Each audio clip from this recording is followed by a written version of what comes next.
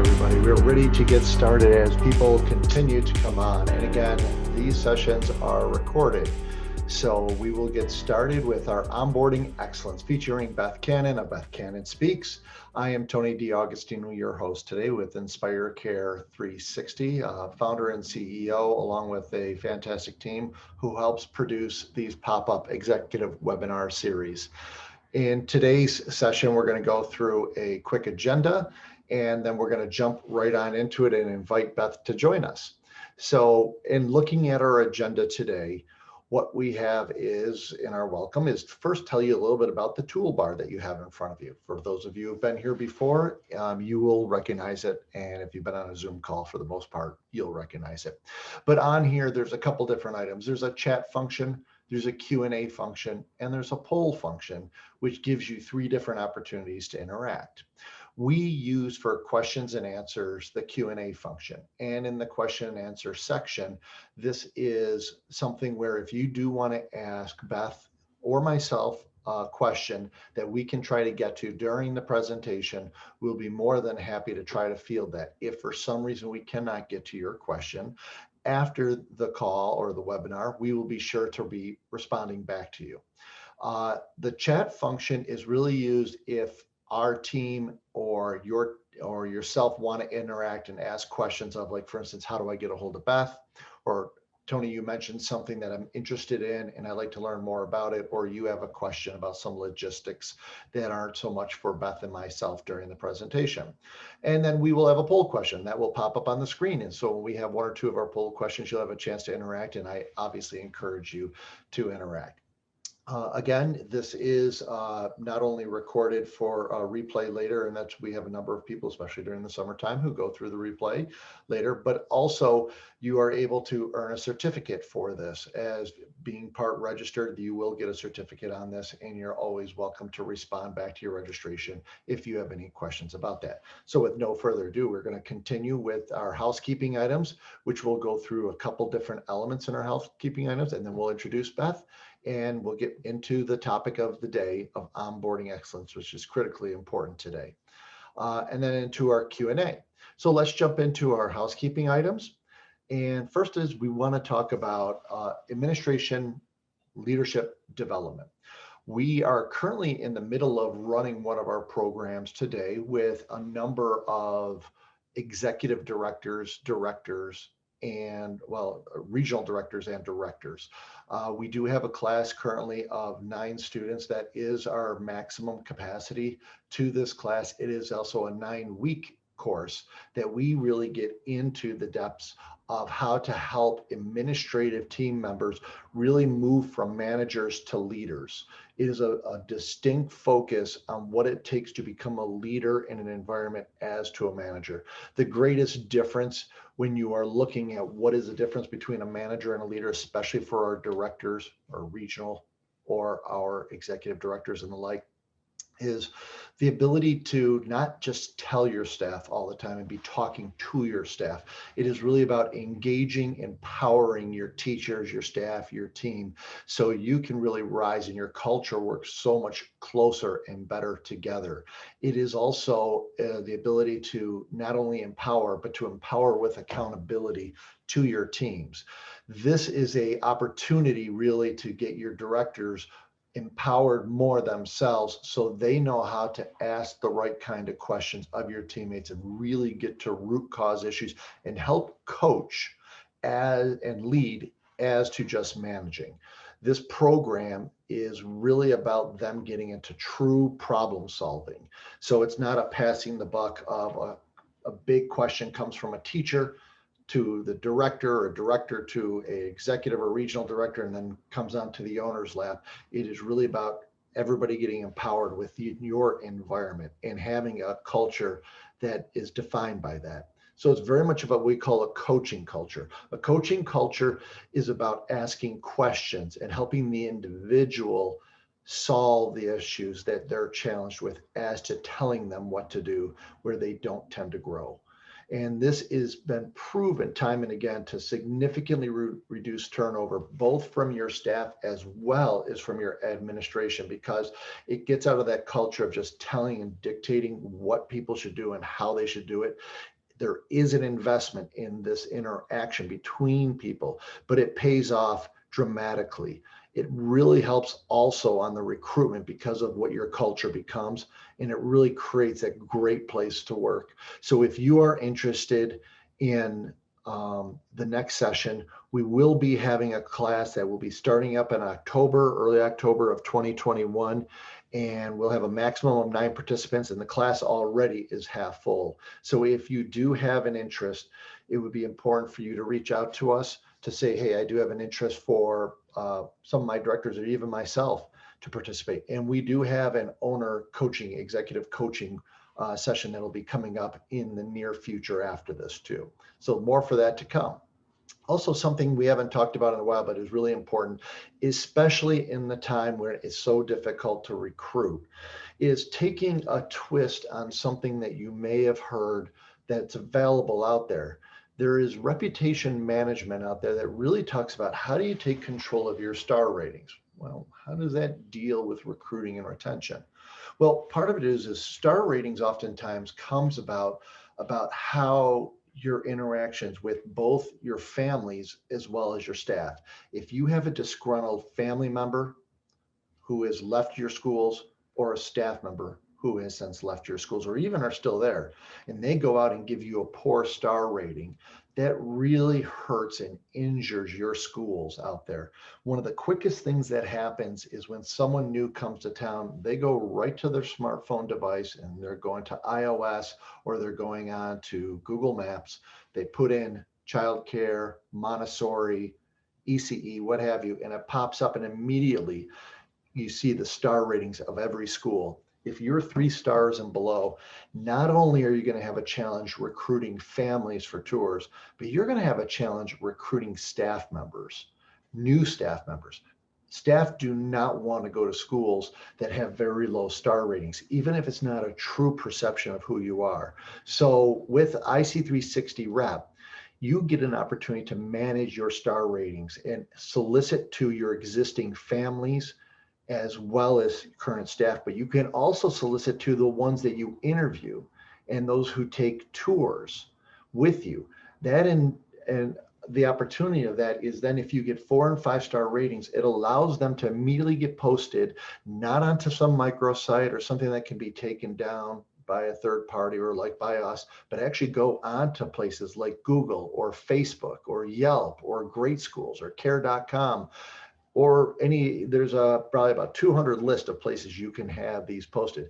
If it's 3 stars or under, it then comes to you, okay, as management, and then you have the ability to go and fix it. It's one of the most powerful elements of one of these tools that we offer. So if you do have an interest of learning more about IC360 Lab, please let us know.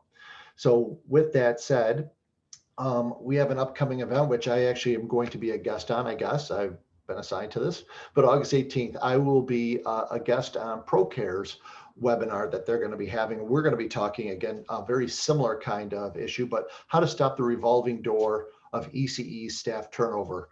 And this is something that we're going to be really talking about, some of the tactics, things that you will be able to walk away from that day about really slowing down that revolving door of people leaving your organization. We do know that there's transient individuals who come to our schools and then leave, but there's really opportunity with a number of people who have stayed with us. Okay. At the end of our session here today, I hopefully will remember, but I'm going to ask Leah or Jen to push out there is a URL for, by the way, regarding what we just talked about here for our leadership. There will be a URL that will come out where you can see a testimonial of one of the previous participants on that. So I just remembered to say that. But with no further ado, I'd like to introduce Beth. So Beth, if you'd like to come online with us, it would be great to pop on up here. And there she is. Man, I tell you, the picture speaks words, but it's always great to see you perfectly in virtual person. Good to see you, Tony. Well, it's wonderful to see you too. And let me tell you, when Beth and I talked ahead of time a little bit, we really talked about how important it was. And she talked about communication of values, developing an onboarding system, the value of training and onboarding, and honestly moving away from the paper environment. So I'm very excited to have you on board, Beth. And Beth, if you could, why don't you give a little bit of your background, just a sort of a bio? I know your name has been out there a bit, and you've even run one of your own virtual events and conferences. And this past winter, where one of our employees, Vivette Stodchill, participated. But tell us a little bit about you. Well, thanks for having me, Tony. So my entry into the early education world was through my company, Stretch and Grow. We are a global franchise and we do enrichment programs into centers. And so I've done that about 23 years. And then for about the last 20 years, I've done staff development in centers, working with teams, speaking at conferences. And then in addition to running, we've got 12 Stretch and Grow franchises. I am their director of global training. So I've been training ECE business owners for about the last 17, 18 years. And, you know, you and I have talked, I'm kind of an instructional design geek. You know, I am fascinated by how people learn and what makes learning stick. So as a teacher, I feel like I'm ever evolving everything that I do. In fact, my first job out of college, I was a high school English teacher. And Wow. so, you know, from that basis, to what, you know, to what I'm doing now, so many of the same concepts that I learned when I learned how to teach high school English are the exact same concepts in pedagogy that I use in training adults through ECE. So I absolutely love this community. I love what we get to do. And I am just excited to be able to have, you know, the COVID did so much junk to our industry, but what it really did is really open it up and made me realize what a tight knit, supportive, and amazing community that we have. So I love opportunities to get on, and when I can teach, I teach a thing. I love to teach a thing. So I'm excited to be here. That's fantastic. I love hearing the background. It's always interesting. You know, the fact that you came from a teacher background, it makes complete sense why you love instructional design. You know, and for those of you, a lot of us who come out of the educational space, they understand what instructional design is. For those who don't, you know, I was not only doing instructional design myself in my previous life for adult instructional designers and stuff like that, but it really is, how do you help people really learn, right? How do you Yes. get them from point A to point B? So the fact that you have a passion around that is something that's very similar. I think we're cut from a very similar cloth. So we're super excited to have you here today. Tell us a little bit about the title, onboarding, and, you know, really looking at onboarding excellence, and what does this mean to you? And I'll let you start to drive from here on in. You know, onboarding is so different from the orientation experience. I find that in our industry, people think of orientation as like a one-time event. We've hired someone, let's get all the paperwork, you know, put them in a conference room on a sticky farmhouse table, give them the paper manuals to read through, fill out all the paperwork, turn them in, then put them in a classroom, and there they go. And as long as they know how to keep children safe, we're good. And so experiencing this through over so many different years, it just makes me realize like there's so much more. And so onboarding to me starts from the onset of the first time this person even hears about the job opportunity, right? And so, you know, so what today I'm going to talk about are 3 different phases of that talent attraction strategy through engaging them and through training them. So it's really an experience, because you want them to get engaged in what it actually is like to work at this center, and how do we act as a family, and how do we deliver the experience that whoever sold the service intended to sell. Yeah, no, that's huge. You know, we're huge believers of, you know, culture is everything when it comes to your schools. And, you know, cultures are oftentimes based on values, but there's one thing to have values. There's another thing to, you know, prophesize that you have a culture. But if you're not living it, if you're not engaging your people who are coming on, and you're actually demonstrating to them what you were just talking about, then there's one thing to say it and there's another thing to do it. So Absolutely. with that said, I think you and I talked about having a polling question up front. So Yes. I'm going to launch the first polling question. Let's do And, it. and so the first polling question, well, actually there's 2 on there, but the first question that we have is, with an onboarding approach, all right, looking at this, do you have today a set onboarding program? Do you have it today at all? Like maybe you don't have one yet. Maybe it's paper-based. And or do you have a highly interactive, repeatable, engagement-based onboarding approach? And I actually did accidentally launch the second question. So you're welcome to answer that too, even though Let's Beth, get oh, it. let's Let's keep get on it. going. One and done. So one and done. So when is the last time you also updated your employee handbook? And the answers that we have there are honestly do not have one as of yet. Built it when we first opened, but we often don't use it. And over a year ago or last fall, or actually most recently, just this past spring. So what we're going to do is we've had about 50% of the votes come in right now. We're going to ask people to go through this. Again, the first one is onboarding approach. And we're going to wrap this up in probably another 30 seconds with the different answers. We have a little bit more than 50% who've come in. And let's go ahead and we're going to wrap up the poll. Yes, come on, guys. Inquiring minds want to know. I'd love to know where you guys are in this process. Absolutely. So we're going to go ahead and wrap it up here. And I'm going to share the poll results. So for onboarding, we have the center one. A paper-based approach is 47%, and 29 actually do not even have an onboarding approach as of today, but maybe thinking of putting one together. And then 24% do have a highly interactive, repeatable approach. And then when it comes to handbooks, there's no one who says they don't have one. There's only one who, again, this is anonymous, folks. We don't have your information. So, and then one who's done it, or four of them have done it a year ago, several people last winter, and this past spring. So this last winter and fall, most updated, as well as onboarding approach, has been based overall on paper-based. So what are your thoughts on these two, Beth? Well, the first, on the second question, is I would be willing to guess that those who updated it last fall and winter did it for COVID. You went in and you didn't really dial down the process because, truth be told, we were all in survival mode and we had to figure out immediately protocols and systems to put into place to keep kids safe so that we could stay open and stay operating and reduce transmission. So I think that's when I find a lot of people like plugged in and said, oh, I updated it, but they maybe didn't necessarily, excuse me, update it other than the COVID protocols.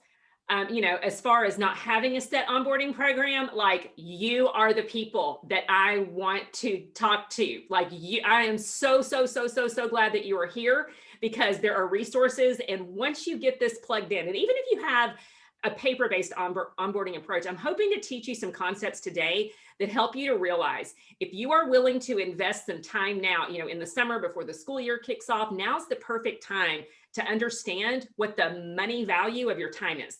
Because if you don't have a repeatable process, every time you hire someone, you're going to walk through this manual orientation and you're going to miss things and you're going to bump into human error and you're going to see some disconnecting in your onboarding. So those are my thoughts on where we are. So I'm super pumped that all of you guys are here to learn some new strategies.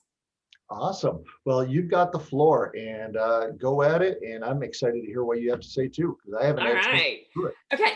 As I mentioned, I believe onboarding begins in the onset. Onboarding begins before you even hire this person. And so I believe there are really three phases to onboarding. And so we think of onboarding as, okay, they're hired, now we onboard. I want you to think of it in the talent attraction strategy, meaning that when you're looking for new hires, are you just hoping to get a warm body, or do you have a strategy for the kind of person that you want? I'm going to break that down in a little bit. And then the second thing is engage them. Is it just a one shot? Like I said, stick them in a supply room on a sticky table, give them the manual, give them the paperwork to fill out, and then they're done and they're on their own. They've passed their background check and they can be counted in ratio. Or training. The next phase is training. Do you just focus on getting everything done and checking off all the boxes that your licensing is telling you to check off? Or are you truly engaging them in this streamlined onboarding process that's not just in the initial phases? It's not just the orientation, but it's an experience. And so we're going to break down some different ideas on how you can incorporate an onboarding process that truly gets them engaged. So you're not just investing in them initially, but once you get them onboarded and once they walk through the process, you're now starting to see some return on your investment. So that's where we're going with this today. So I want to go ahead and move on to the very first step, which is attract. So if you're taking notes, be a note taker. The teacher in me would love for you guys to just jot some things down here. I want to talk to you about what is your talent attraction strategy. And there's 4 questions that I'd like for you to ask yourself is, who do you want to hire? Now, I will say this. I think experience is not really the most important thing that we're looking for in this industry. I think that there are 3 things in life. And this comes from a book by a guy named Marcus Buckingham. He's a Gallup poll guy. He's the StrengthsFinder guy. If you guys are familiar with StrengthsFinder, he did the StrengthsFinder psychometric test, but he also wrote a great management book called First Break All the Rules. And in that book, he says that there are 3 things: skills, knowledge, and talent. You can give skills and you can give knowledge, but you cannot give talent. So I am going to encourage you, when you're thinking about who do you want to hire, what are their talents? You know, do they truly love other people's children? Do they truly, are they people of integrity? You know, can they be dependable? Can they be responsible? So think about who you want to hire. Okay. Then the next thing is, where are you going to find them? And I think right now, first of all, you must know almost every childcare center in the world is trying to hire teachers now. So it is a very, very competitive market. Where are you going to find them? And so I will encourage you, don't just think, oh, well, I put some ads on Indeed.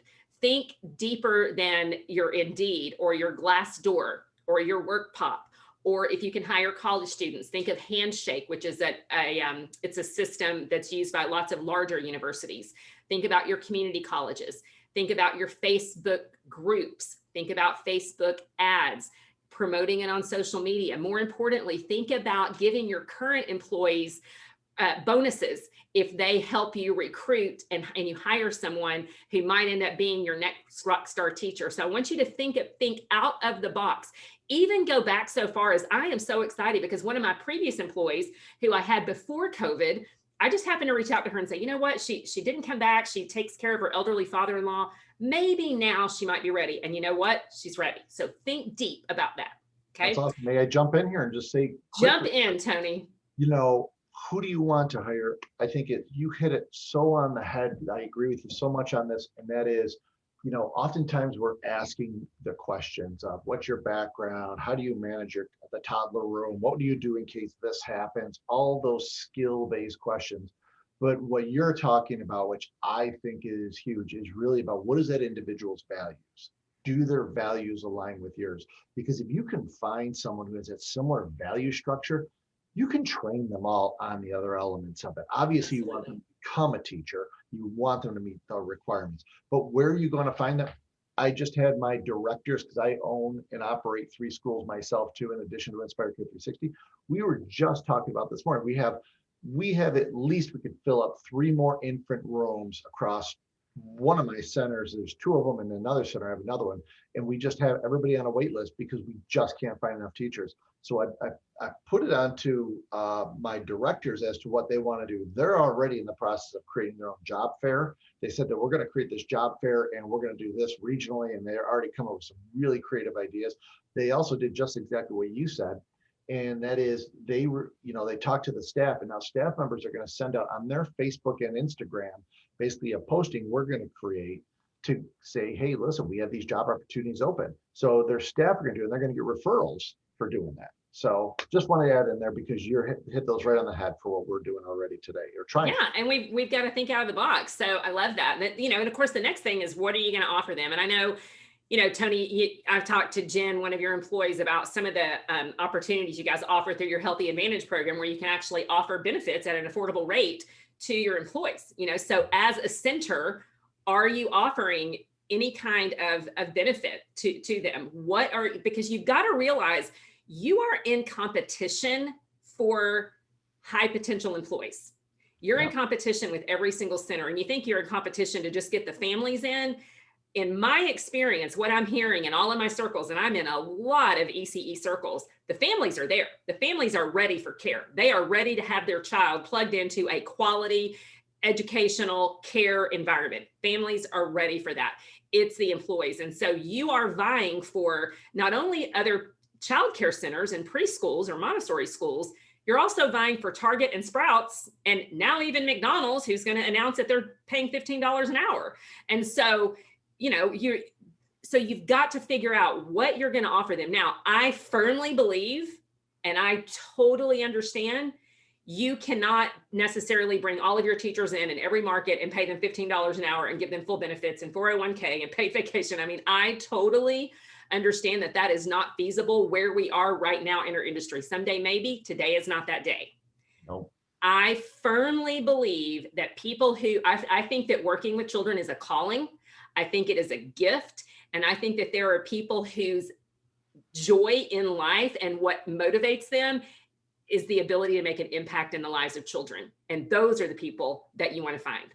You don't want someone who is going to choose a job, and there's nothing wrong with working at McDonald's, but generally working at McDonald's is not going to bring you joy if you truly want to work with children and you want to make an impact in their lives. That is what is going to bring you joy. And that is what is going to fuel your life. And these are the people that they want to look back over their life and they want to see, wow, I made a difference for that family. I made a difference for that child. And it's the impact that's going to drive them. So don't lose sight of focusing on where someone else's garden is growing. You focus on your own garden right now. You focus on what you can offer. And then you focus on how are you going to train them. And I'm going to give you some really concrete and specific ideas on how to train them so that learning sticks and they're going to stay connected and they're going to do, think, act, and feel the way that you train them to. So Beth, let me ask you a question. When you say, what are you going to offer them? Like we've had a member who's even, one of ours is out in San Francisco, and they have to compete with Facebook and Google are paying $30 an hour for entry level, right? There's no way they could pay anything like that. When you think about what are you going to offer them, in addition to identifying them, and obviously a lot of this stuff can't be monetary, what are some of the things that you've seen or you've experienced that really can help engage, really sort of grab their attention and going, you know what, maybe I am cut out for this industry? Are you talking about regarding benefits? Well, it could be benefits, it could be anything, could be the whole spectrum, whether it be, benefits or work experience or flexibility or anything with their job role. What have you seen out there that's sort of creative or unique to get people engaged to come to you, especially when you can't use dollars? Right. Okay. So it's flex work schedules. Now, obviously, we cannot offer work from home. We cannot offer work from home until you have to physically be there to take care of the children.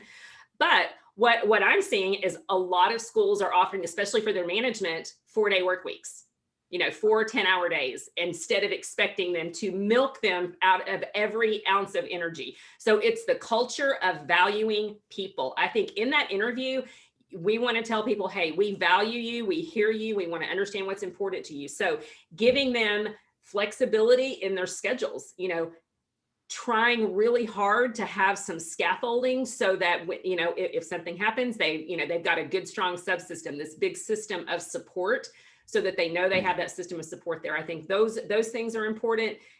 Obviously things like care for your own child. I've seen several of my schools offer to pay for their CDAs. And I think that's a benefit as well. So for people who are on the career path to stay in early childhood, offering those CDAs, I've seen that happen quite a bit.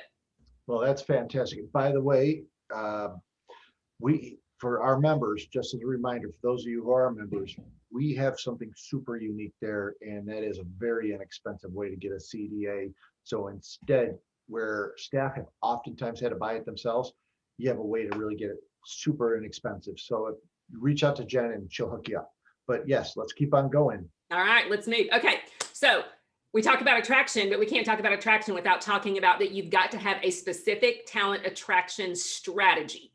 Like, it's not just throwing spaghetti on the wall and seeing what sticks. You have got to be sure that your job ads, that your interactions, that every touch point that you have on these potential employees should display exactly who you are as an employer to the kind of talent that you want to attract. And what brings that, Tony, brings us back to values. When I began hiring based on my core values, I saw a complete shift in the quality of people that I got. So when we really nailed down our core values, and I mean nailed them down, I don't just mean put them on the website. I mean, before an interview, hey, I want you to go check out our core values because we're going to chat about that in our interview. And I want to know which of those resonate with you. And I want you to tell me why, and why do you feel like you would be a good fit for our company if, everything that we do, that we have energetic joy. For us, I mean, we're fitness instructors and dance teachers, right? So we need energy. And I need to see in the interview that they have this contagious, outrageous, energetic joy. Because if I don't see that in them and they see, okay, this is one of their key core values. And then when I have this interview, it's like, hey, I can work Tuesday, Thursday. And I just don't see, like, energy is a core value and I need to see it. When I talk about we team up for the kids, well, tell me, what does it mean to team up for the kids for you? And so what that does is it takes us to a conversation about, if you're going to team up for the kids, I need you to be there. And it's fun. I use this analogy of, you can't show up to work, you're like a Ferrari with a flat tire. You may look good, but you don't roll. And if you don't roll, you can't make an impact on our kids. And so we in this industry, we want people who are making impact in children. We want people who understand it's not just a job, and we look for excellence. So if we try to attract excellence, and that's our excellence is our goal, we may get those above averagers that we can really motivate and develop and notch them up to be excellent. We're not looking for average people. And so understanding that you're trying to attract people who are above average, when they feel your energy in your job ad, in the interview, and we call it our discovery process, and I'll talk about that shortly, but it's the energy that you put off. It's going to decide whether or not they're going to be attracted to that kind of energy. So be very mindful of your energy when you're trying to attract new talent. So that's fantastic. It generates a question. One of the things that we all have challenges with, and this from consulting with other schools that like you do, and that is that sometimes we're just, obviously we got to stay in ratio. Yes. And two of the things that happen is, one is not only do we have to fill a spot, but two is we sometimes have a toxic individual who's draining the energy out of our schools. Okay.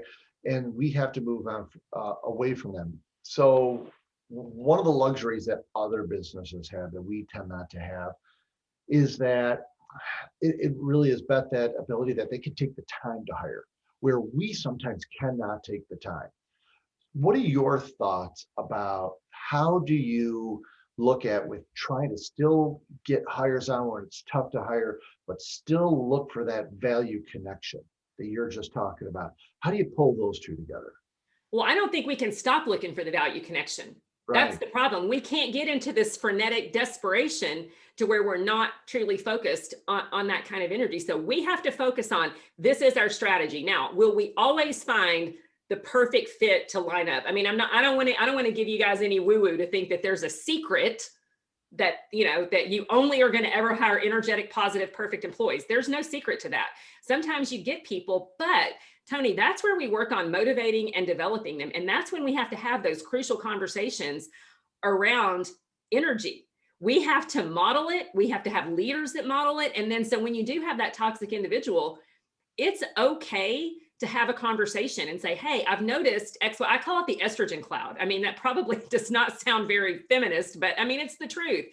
I believe we live in the estrogen cloud. I've lived my entire life working with groups of women. And sometimes we let our feelings and our emotions spill into the work that we do. Not that you have to be a woman to do that, but I mean, it happens because it's just the dynamic of working with groups of women. And I firmly believe that. And so, but having those crucial conversations about toxic behavior, talking about the energy, this is where we're going, this is the impact. Is there something that's happening that's causing you to feel like you're not heard, you're not valued? Like, what can I do to help you? Because it seems that you're kind of feeling drained. And when you kind of come to work drained and you're already drained, it kind of sucks the life out of other people. Have you read The Energy Bus, Tony, by John Gordon?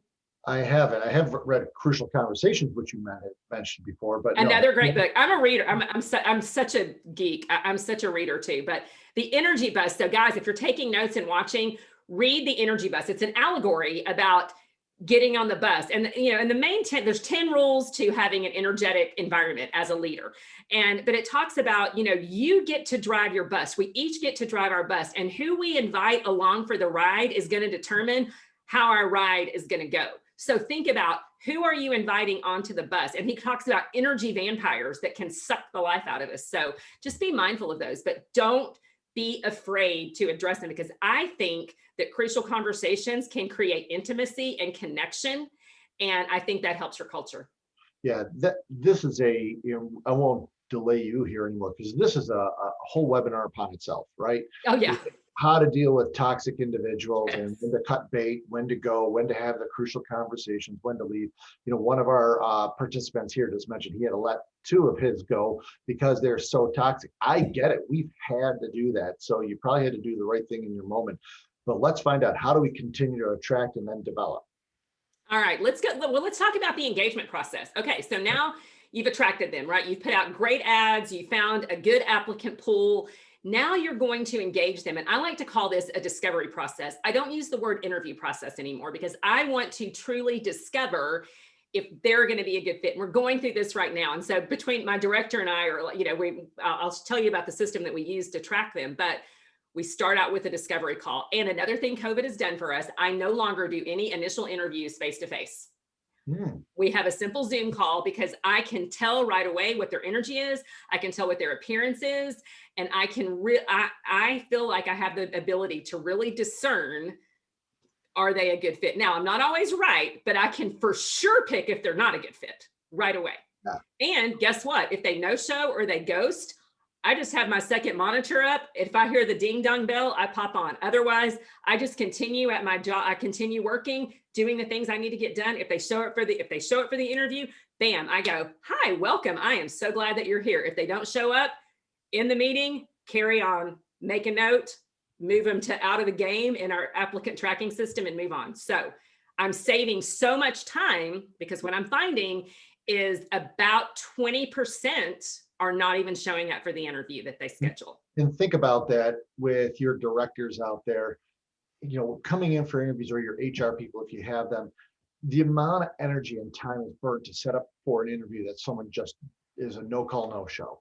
Yes. That is, not only is it disappointing and takes the wind out of their sails, but I love the way you're you're taking the effect, you're taking the silver lining of what we went through with the lockdown and springboarding that. Great stuff. Yeah. And the truth is, Tony, at this point, I have yet to come across an applicant that doesn't have a smartphone that they can't do a Zoom call on. I've yet to encounter it. I have yet to come across a family member who attends our schools, or a staff member who doesn't have a smartphone, who's always going to have it on them. Exactly. So we have moved into the space that everyone has the availability to do a call like this. And no one knew how to do it really before COVID. And now first graders can do a Zoom call. So no excuse on that.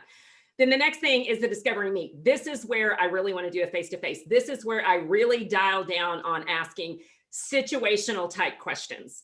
Of course, we talk about our core values. One of my favorite questions is, I want you to tell me about a time you really enjoyed a group of children. Because what I'm getting at is, do they have that passion to love on and nurture other people's children? And I want to know that they've truly enjoyed kids in their life, because if they have, they'll absolutely light up. I could care, as long as they've got a high school diploma, which is a requirement for my state, and as long as they can pass a background check, those are really the only absolute givens I need from them. Even if, I've got some college students, some of my 19-year-olds are better than any 42-year-old I've ever had, because they have the energy and the passion and the desire to get kids moving. And that is what I'm looking for. So I can really get to see that in the discovery meet we have face-to-face. Awesome. And then we move on to a discovery day. I need to see them in a classroom. I need to see them interacting with kids. So we run the initial background check, and then we have them come team teach with one of our instructors. And so this is where you really get to see them shine, and you get to see them light up. You get to see their appearance, you get to see their energy, and you get to see if they're truly engaged. So for me, I like the 3-step process. So we have just a gentle, quick touch, checking on schedules. We have that meet where I feel like I really get to know them.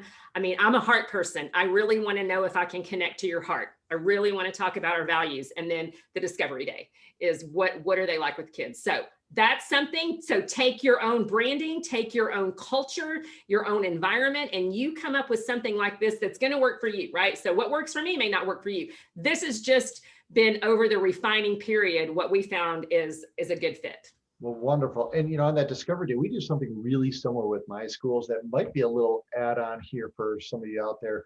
And what we do is we always have them, obviously, they're with a teacher when they're in the classroom. Sure. Absolutely. What we do is we've actually offered them we've offered the teacher who's there, we've asked them to fill out a survey. And we said, we want you to evaluate that experience. But what we're not doing is we're not doing it about skills. We're talking to them about, again, the values we're trying to hire them on. Do they exhibit? Do they get on the floor with the kids? Are they like talking with the kids? Are they talking at the kids? So how are they engaged? So all of those things. So I think that really plays well with what you're talking about, getting them out there teaching. Okay, then let's go ahead and move on to this next one. I'm not going to dial down on this. If you want to, if you just Google my YouTube channel at Beth Cannon Speaks, I've got a few trainings that are out there on Trello. So Trello is a free service that you can get on the internet. It's a project management board. This is what I use for tracking applicants for my team. So we create a Trello board.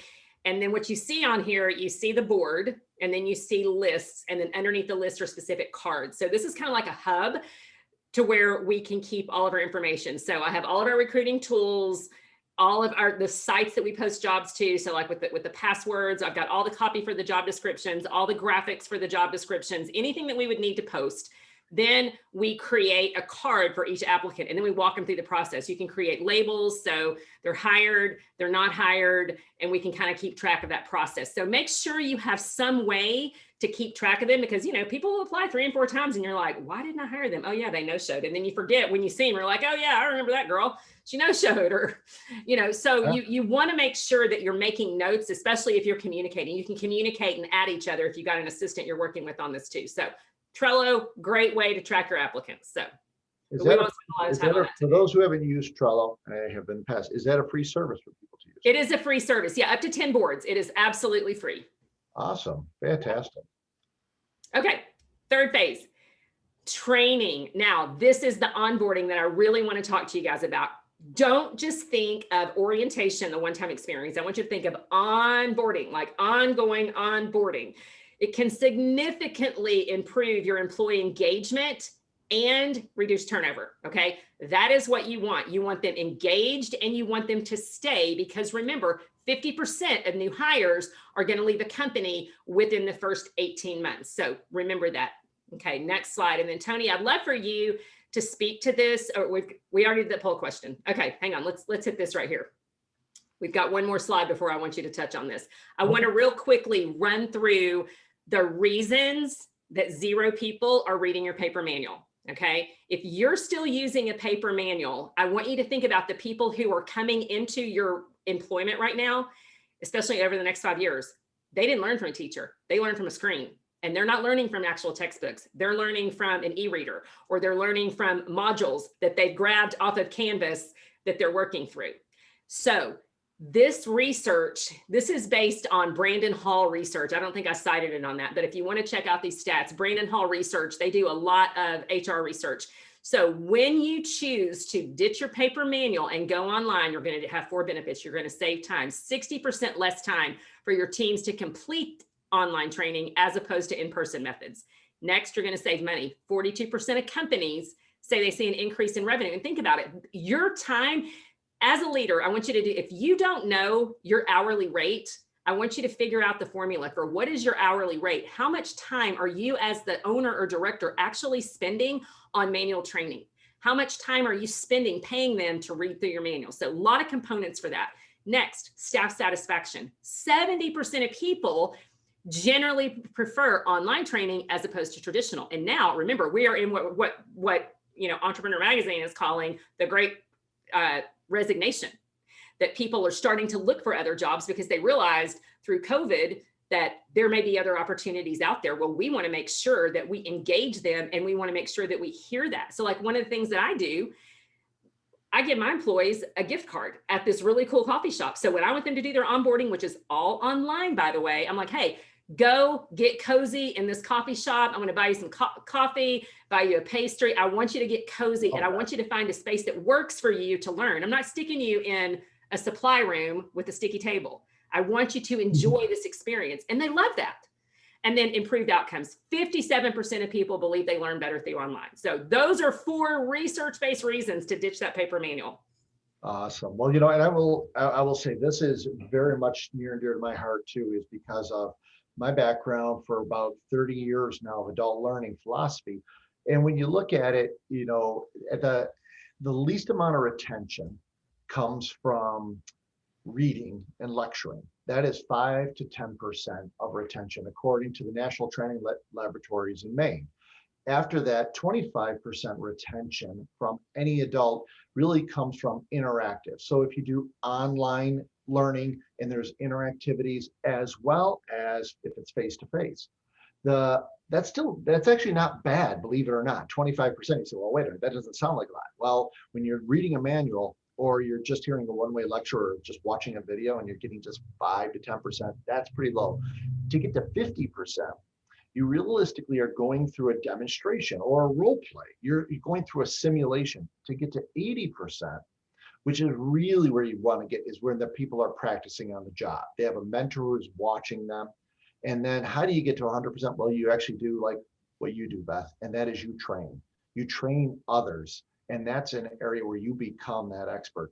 So I can not only support all this here, but it is completely validated throughout the industry that what you're talking about does stick. Not only does Brandon Hall and his group talk about it, but there is a number that say is that engagement, that interactivity, the ability to work in that is really going to make a huge impact on what training development happens. Absolutely. So you want me to go through this one? Yeah, quickly touch base on that. Yeah, so this one is a sort of, there's a lot going on in this slide here, but this is something that Beth brought up and her and I were talking about it. On the left-hand side, you see here is competency through learning and experiences, which she was just talking about. And then we were also talking about values to staff and how do you reduce turnover? Well, how's that really equated? Well, you're talking about is when people learn more, they're less apt to leave the organization and go through the revolving door. So what you have here is you have like this is the life cycle when a person is hired. Well, then from there, we have to get them onboarding in the handbook and orientations, very similar to just what Beth was talking about. Then obviously we know we have our compliance training that we have to have everybody go through. Then hopefully we have operational training to teach them some of the basics and then possibly some mentoring. Well, this area is really called the investment zone down here. This is when you as owners and operators and leaders are investing in that new staff member and hoping to a degree that it's going to pay off, because once they go above that, you get into that return. What you've put into the training, going to the coffee shop, them investing that time to really learn, it gets them into that return zone. This is where you can continue to develop them with professional development or give them new assignments because they're really showing that they're paying off for you. Well, this is an opportunity here where the moment that they cross this line here, where they go from the investment to the return on investment zone, this is where you really get the return, not only the return on that individual, but that line, the closer it is to the start date, is realistically closing down what the time frame is for them to basically turn over. You mentioned a slide or two ago, I think it was 50% of your staff turnover in the first 18 months, right? Did I catch that one right? Yep. So the objective is if you naturally let these things happen from onboarding, foundation, operational, elementary, you just naturally let that happen. That takes from 12 to 18 months. That's the risk. But if you can get those things systematized, engage your staff, really get them involved, you can move anywhere from that 12 to 18 month period down to 1 month. And that's what this slide really is talking about, is your investment of getting that interactive training really collapses the chance of losing the staff purpose, so you do not have to recruit. So hopefully I did that slide justice there for you. Yeah, absolutely. And in that time, it's the peer, it's that mentoring. I don't want you all to miss the mentoring. It's connecting them to a community in the school. We're not on an island. It's very much a team sport when you're working in early childcare. And so make sure that you engage them with their peers, that you have some sort of system, that you've got some sort of buddy system, someone who, not just you, the director, but someone who's their peer, who's cheering them on and encouraging them and motivating them, because that is also going to help with retention. And it's a learning process as well. They'll continue to learn from these mentors. So make sure you've got a system to where you've got some good peer interaction going on. Awesome. Well, very good. Good points of view. So let's go into this slide here for you. So I am so excited about this. So we just created a new course called Manuals to Modules, and it is a 10-module course. It's just an online course to where we take you through deconstructing your manual, all the pieces and parts of it. We reorganize it into slide decks, and we teach you how to create training modules using all free tools. So there's a ton of free tools on the internet that you can grab and use this, Trello, Canva, I give you lots of different opportunities and options for learning management system, LMS. And so this is a module out of my signature course, which is Step to Strategy Academy. I walk through a group coaching leadership training program with a lot of ECE directors, and Manuals to Modules is part of that course. And that is the one thing when I said, why did you guys plug into this 8-week group coaching program? So many of them said it's Manuals to Modules. And so we decided to pull it out, make it super affordable. And so it's launched out in the world right now. So we've got a free checklist they can download. It's M2M checklist at bethcannonspeaks.com. Let's see, I think I've got one over here in my office. Yeah, it's like this 10-page checklist that really walks you through what those free resources are, some questions, some ideas, some different components where they can actually break down their manual and put it into modules. So you get to deliver it in these bite-sized chunks, these nuggets that they can download and learn and help to walk out. So rather than just saying, here's your 285-page manual, have fun. So that's one of the things that I just get super excited about. So I've done it for years. Through Stretch and Grow. And of course, when I train early education business owners, I do this in our franchise development program as well. So anytime someone buys into a new franchise, they're a business owner, right? So they're starting completely from scratch. And so we've ditched our entire paper system. Everything is online. And now that when you're doing something on a global basis, makes it a lot easier and a lot more accessible as well. So that's what we've got going on over here. Well, that's great. And, for those members of Inspire Care 360, as you know, you have full access to your content delivery environment and your handbook modules online. But if you're also working with Beth on this, there's no reason you cannot have these courses up on your content delivery on Inspire University.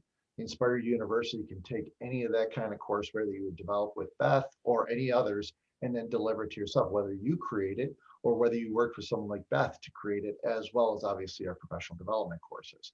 So this is a wonderful overlay because Beth and I are big believers on how to engage, and that there's a lot of opportunity for us to continue to grow. So with that said, Beth, I wanted to see, I would offer to people right now that if there are any questions that they have to ask us, we only have a minute or two left. Did you have anything else for our audience while we talk at this point? Well, this is what I know. I know that people who actually show up for webinars are the people who are super engaged.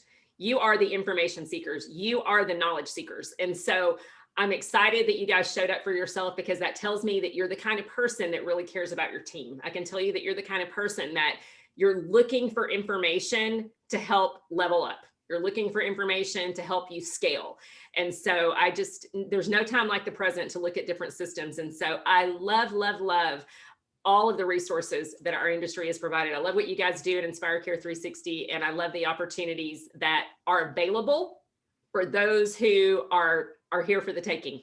And so I'm appreciative that they would just give us the time and space in the middle of the week to learn some new concepts. Well, wonderful. So thank everybody here. We really greatly appreciate it. And it is, whoops, sorry about that. Oh, and there's your checklist that we talked about. Somehow that was added in, but I think you just had a chance to mention it. Yep. Well, with that said, I'd like to thank everybody. We have come to the conclusion of our time.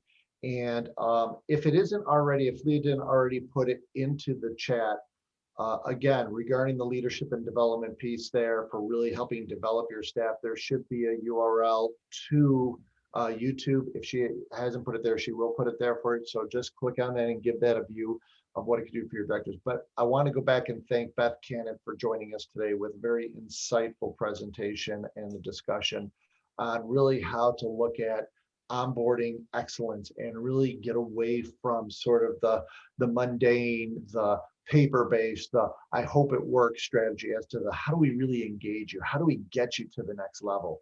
So Beth, thank you so much for taking the time to join us here today. I'm sure we're going to see you again. And I want to thank you very much for everybody else who's joined. This is Tony D'Agostino with Inspire Care 360. And thank you for joining us for our pop-up executive webinar series. And we will see you again. We'll My talk pleasure. to you later. Thanks for having me. And bye, Beth. Take care now.